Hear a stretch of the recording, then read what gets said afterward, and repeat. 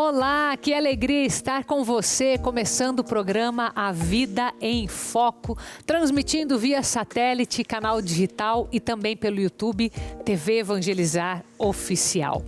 E no programa de hoje nós vamos mergulhar e conhecer mais a fundo a vida de Viktor Frankl, que foi um médico neurologista que passou por toda aquela situação do Holocausto e tirou algo muito positivo dali. Quem vai falar com a gente é doutor em religiões, o professor Ariel Fingerman, que está lá em Israel e vai falar conosco sobre este tema. Também vamos ver como que a arte pode transformar a sua vida para melhor. Olha só, de uma forma mais leve. E também vamos conhecer quais são as novas regras da Anatel e como que elas impactam o seu dia a dia. Tudo isso para você a partir de agora no programa A Vida em Foco.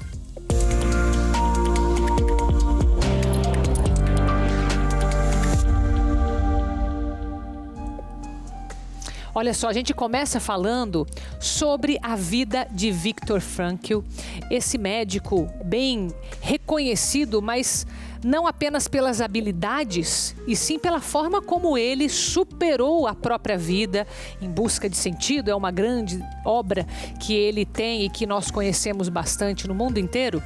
E quem vai falar sobre ele, sobre Viktor Frankl, é o professor Ariel Fingerman, que é doutor em religiões. Então, uma pessoa que vai saber conduzir muito bem esse assunto. Muito obrigada, viu, professor Ariel, por estar nos recebendo direto aí de Israel, perto de Tel Aviv, não é mesmo? É isso mesmo. Obrigado pela oportunidade, Carol. Eu mando um shalom para você e para todos os ouvintes e as ouvintes dos espectadores e espectadoras da TV Evangelizar. Prazer, muito obrigado pelo convite. Eu que agradeço, viu, professor? Shalom, shalom.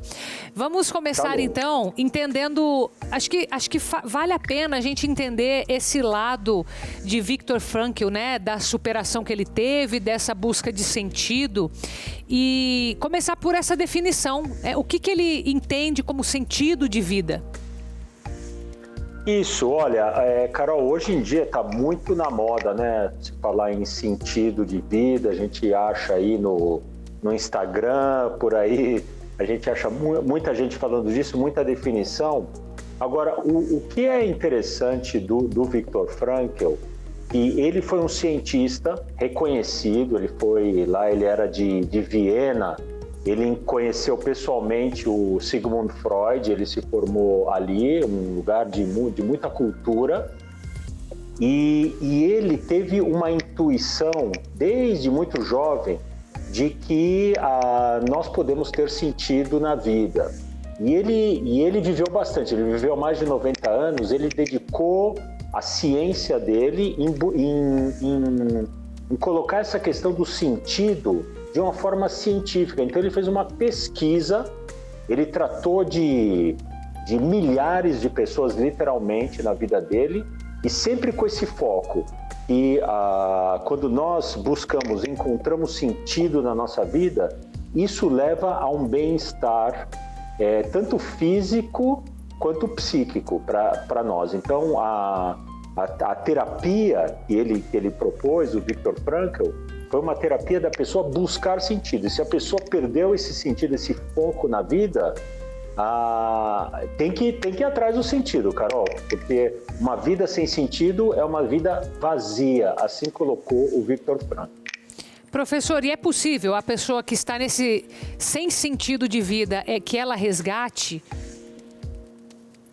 Isso, essa é uma questão super importante. Olha, o Viktor Frankl, ele dizia o seguinte: se a pessoa está nos ouvindo agora, Carol, e pela TV Evangelizar, e se a pessoa tem até uma intuição forte, porque o Viktor Frankl, apesar de cientista, ele dava muito valor para a intuição. Então ele falou assim: se a pessoa tem uma intuição forte, ela pode clicar durante o nosso papo aqui, eu e você, e a pessoa pode vislumbrar um sentido para a vida dela. Bom, esse é um caso.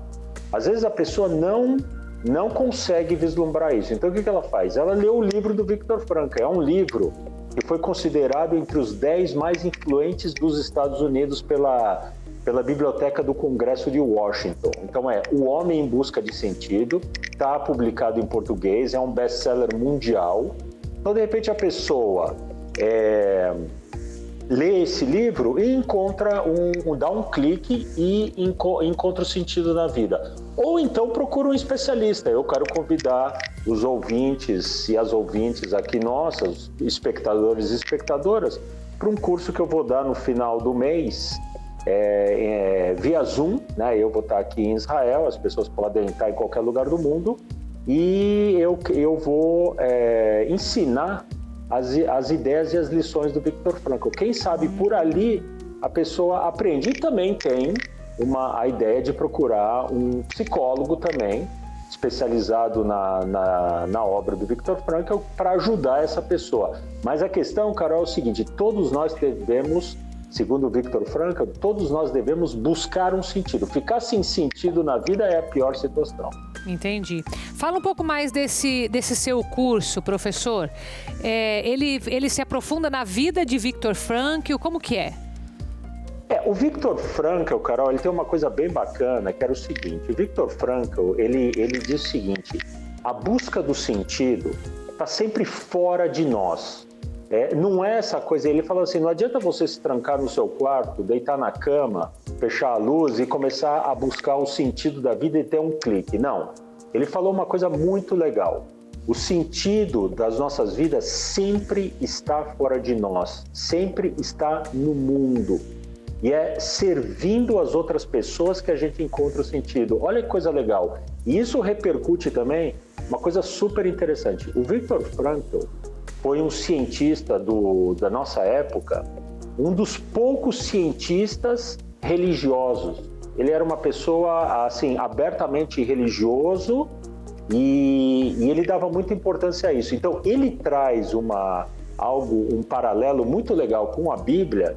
E quem está escutando a gente agora, quem está vendo a gente, já vai clicar naquela frase super famosa, importante, impactante de Jesus, que eu não vim para ser servido, eu vim para servir. E é justamente isso que o Viktor Frankl coloca. Ele fala assim: o sentido está quando a gente vai para o mundo e serve as pessoas. Então, a ideia do curso meu é o seguinte: apresentar as obras do Viktor Frankl, mas a obra do Viktor Frankl não é uma obra para a gente ler e fechar o livro e dormir. Não, é uma obra para a gente ler e colocar em ação nas nossas vidas. Inclusive, no meu curso, eu abro um espaço para as pessoas falarem de suas próprias vidas. E a gente, no próprio grupo, no próprio curso mesmo, já começar a encontrar sentido para a vida das pessoas. Porque tem muita gente que o sentido está ali perto, batendo na porta da pessoa, só que a pessoa não está conseguindo perceber.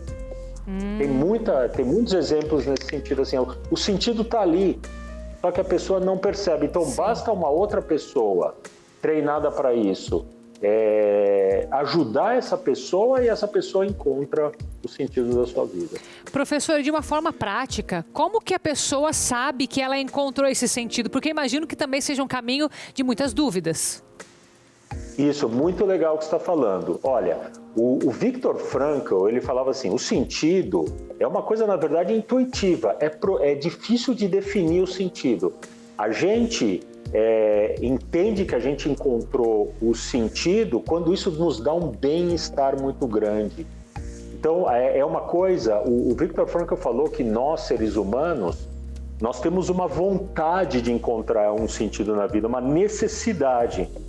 Então, quando a gente encontra, isso nos dá um grande alívio. Então, a descoberta do sentido é uma coisa que a gente sente. Opa, encontrei, é isso aí mesmo. Então, dá um bem-estar. Ele faz uma comparação legal, o Viktor Frankl. Ele fala o seguinte: a gente dá valor para a água no momento em que a gente bebe a água e a água nos sacia. Então, a gente dá valor para a água. A mesma coisa para o sentido. No momento que a gente descobre o sentido, ele dá um grande bem-estar para nós e a gente fala: opa, encontrei o sentido da minha vida. Professor, então eu entendo que se a gente está falando de algo que é básico, que não dá para imaginar o ser humano viver sem esse sentido, que ele vai sempre buscar, uma vez que ele encontra esse sentido, qual que é a consequência disso? Espiritualmente falando, ele vai crescer na fé, ele vai ser uma pessoa mais próspera, mais bem-sucedida ou mais resolvida com ela mesma? Como que o senhor vê isso? Isso. Então, primeiro é o seguinte, o Viktor Frankl nos fala o seguinte, eu vou até para o oposto, Carol, é o seguinte, ele fala assim, se você perde o sentido da sua vida, às vezes por um tempo, né? Você tinha um sentido, perdeu aquele sentido por alguma razão, e quando você está, não estou falando da Carol, mas em geral, a pessoa, quando ela fica sem sentido, a pessoa cai num vazio existencial, assim ele chamou, que se parece muito com o que a gente chama de depressão.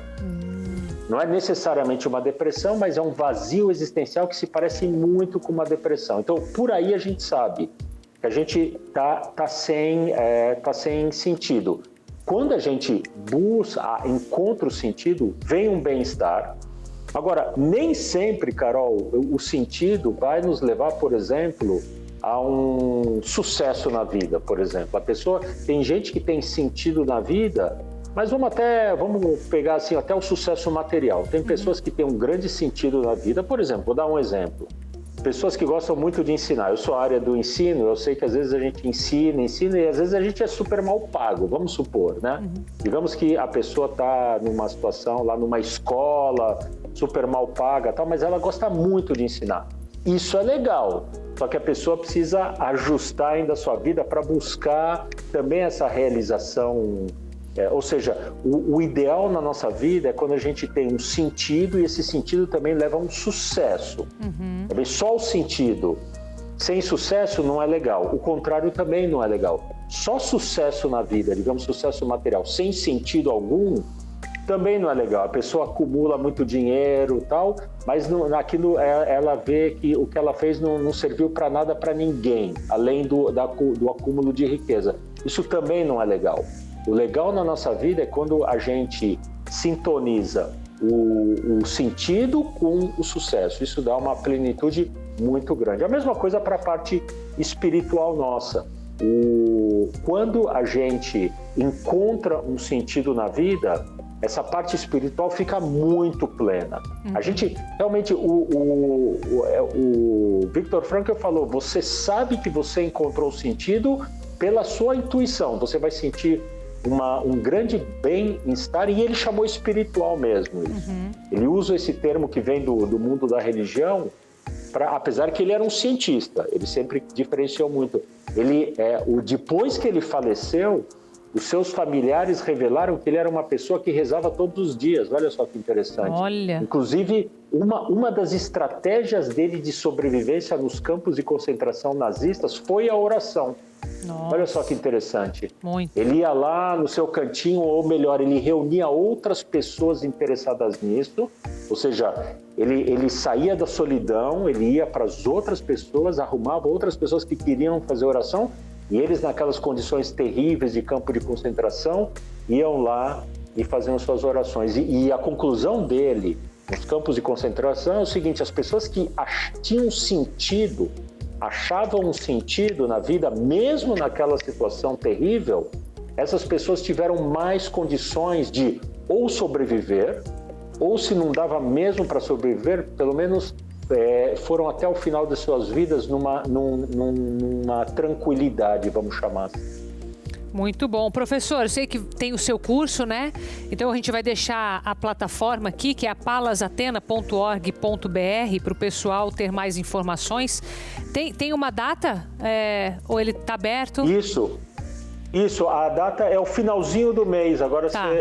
Boa pergunta, simplesmente. Mas lá no site, é o finalzinho desse mês agora. No site a gente consegue essas informações, né? O pessoal consegue. Isso, no site tá tudo lá. Tá ótimo. Bom. É isso aí. Agradeço, viu? Muito obrigada. Um abraço para você aí de Israel e obrigado pelo seu tempo, professor. Eu que agradeço, Carol, a oportunidade. Shalom, paz e saúde para todo mundo. Shalom. E a gente sai para um intervalo com imagens da cidade de Sobral, no Ceará, canal 45.1. Sobral tem um significado, né? De sobra, de abundância de sobreiros, que é uma espécie de árvore. Na volta a gente fala sobre a arte e como que ela pode melhorar a nossa vida. Já eu volto com você.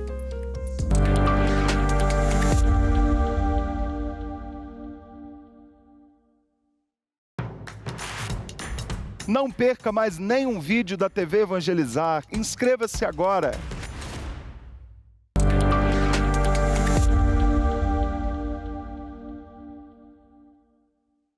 E nós voltamos te lembrando que estamos em uma jornada espiritual de 30 dias com Nossa Senhora das Lágrimas.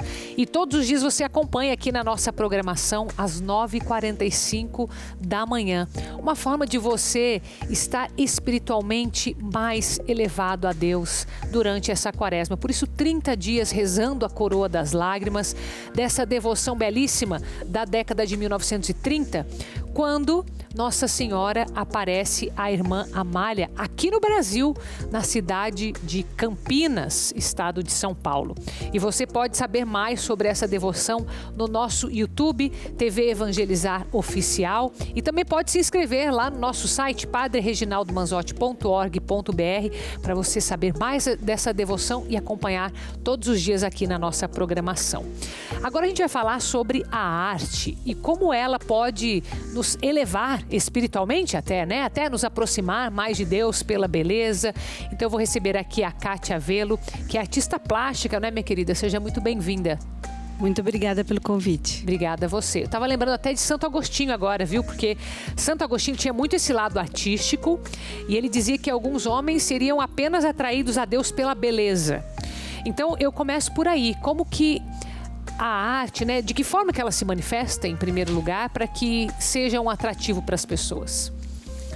Primeiro eu acho que seria interessante falar que a arte, ela faz parte da gente. Uhum. Não é uma coisa uma expressão. É uma expressão. E eu acho que até mais do que isso. Uhum.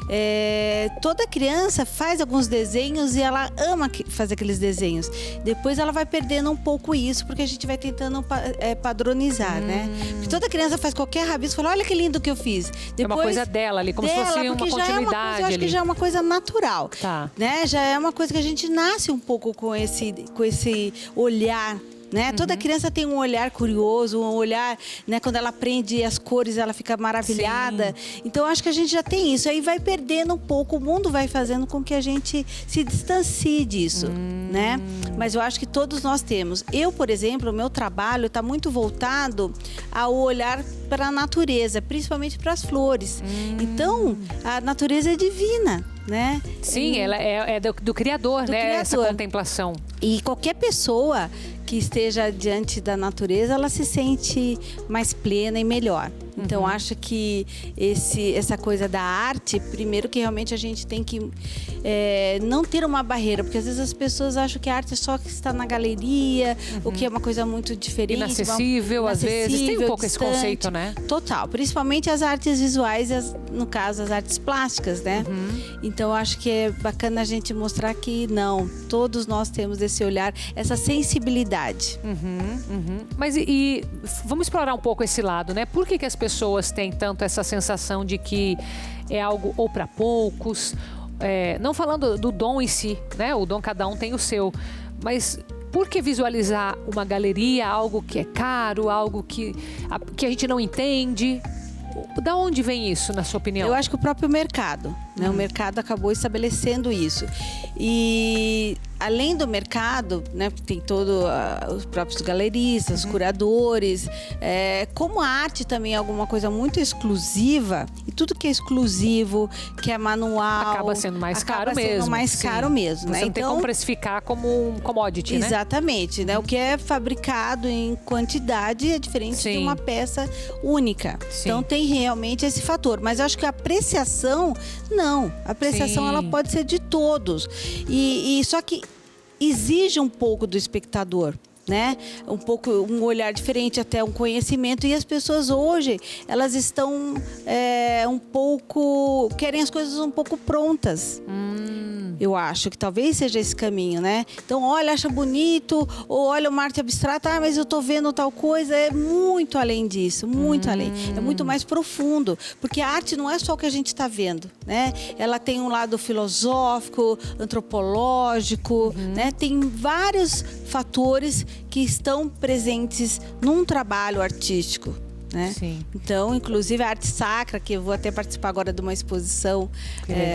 Então, eu acho que que é isso, é essa coisa que as pessoas se distanciam pela dificuldade de não ser algo pronto, que você tem que realmente, sabe, a contemplação. Sim. A contemplação. Nos grandes museus sempre tem um banquinho, alguma coisa, você tem que ficar lá parado, olhando e percebendo aquilo.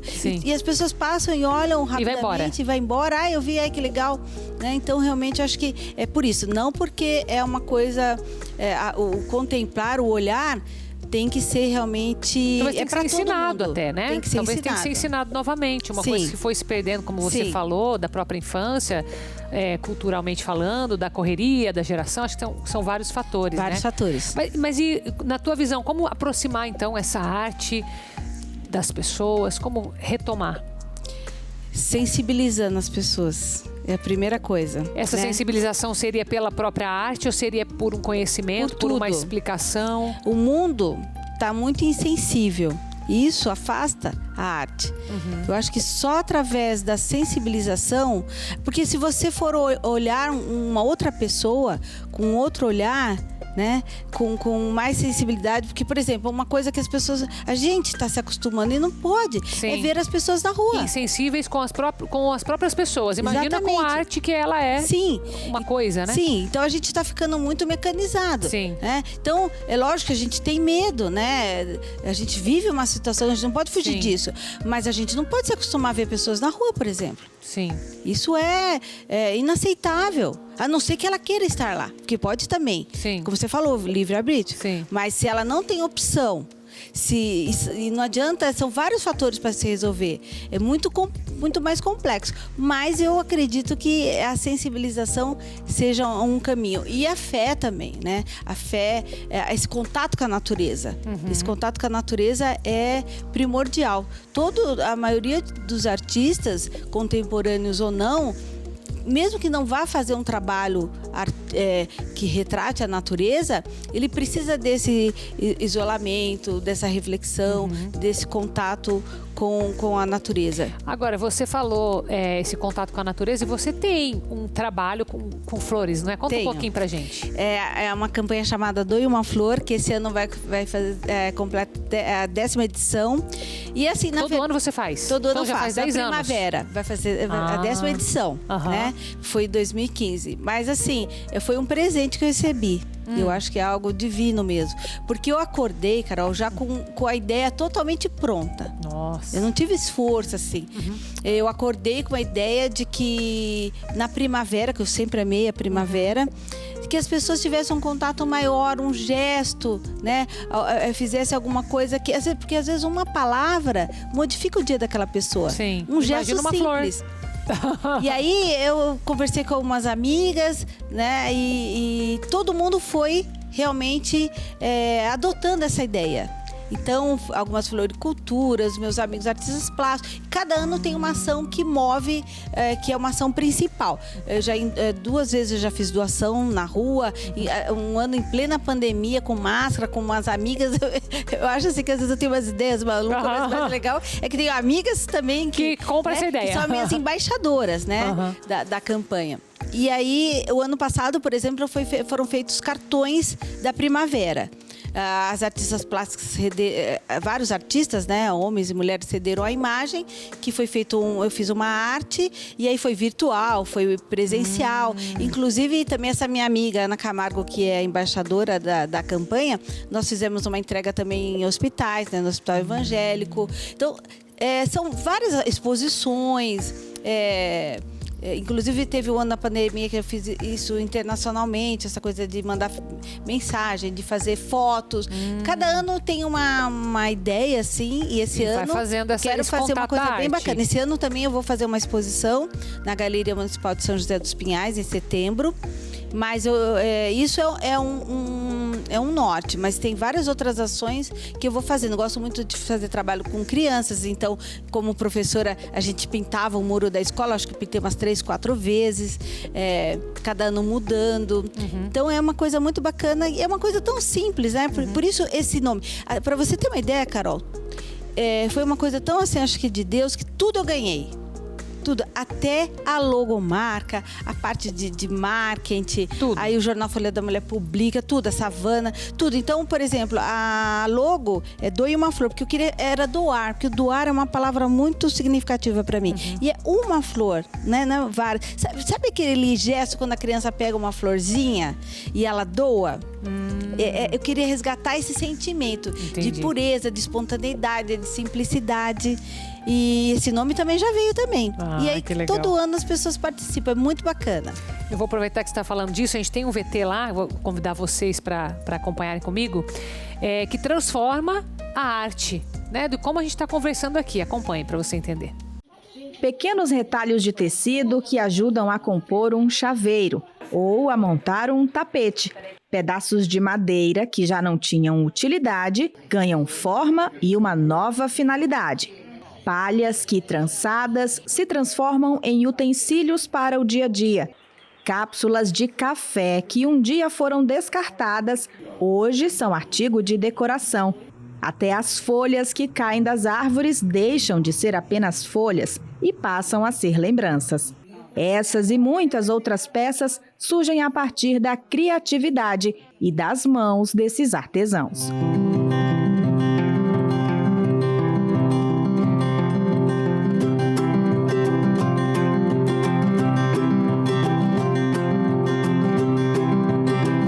O início foi super difícil, né?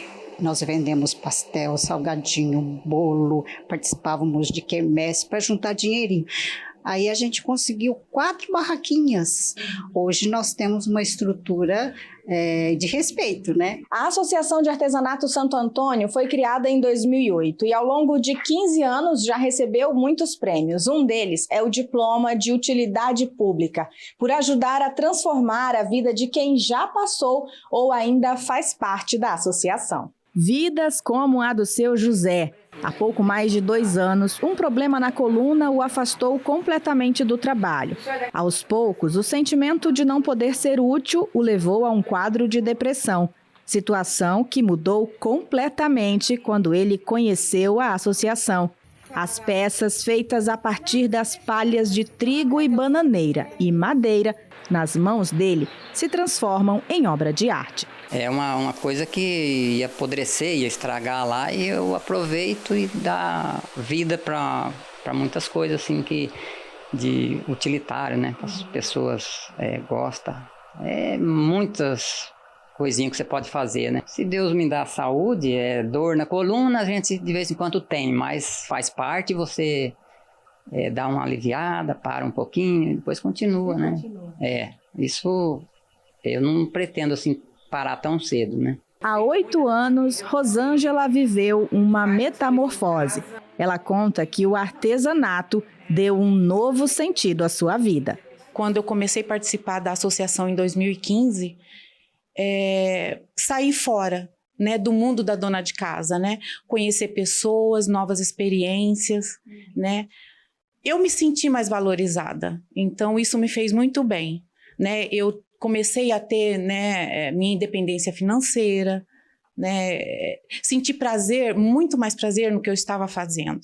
Além de terapêutico e da relevância sociocultural, o artesanato também gera renda para as famílias e contribui para a economia local. A Pastoral do Turismo, ela trabalha com o turismo de base comunitária. É aí onde que entra o artesanato, aonde vai entrar essas pessoas que vai estar agregando, né, no seu trabalho. O artesão, no caso, ele vai trazer essas peças para ser comercializado, vai estar agregando renda. Então, a pastoral, ela entra no momento que vai estar dando um curso, orientação, fazendo uma acolhida realmente, para às vezes ele está lá desanimado, está lá, não, é possível. Mais do que a paixão pela arte, eles compartilham seus dons e talentos e o desejo de dar um novo sentido ao que antes já estava em desuso.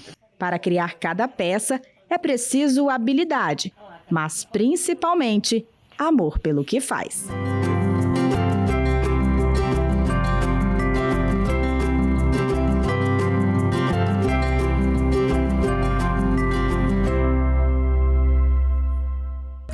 quantos benefícios além da beleza, né, Kátia? Olha, agradeço a sua presença hoje. Muito obrigada por trazer mais da beleza, da arte e aproximar mais as pessoas dela, viu? Muito obrigada. Imagina, foi um prazer, Carol. Muito obrigada. Obrigada a você. A gente sai para o intervalo com imagens da cidade de Criciúma, em Santa Catarina, canal 17.1. E segundo a tradição, é originário de um capim chamado Criciúma, que era encontrado em grande quantidade nesta região da cidade. Vamos para o nosso intervalo e já eu volto com você.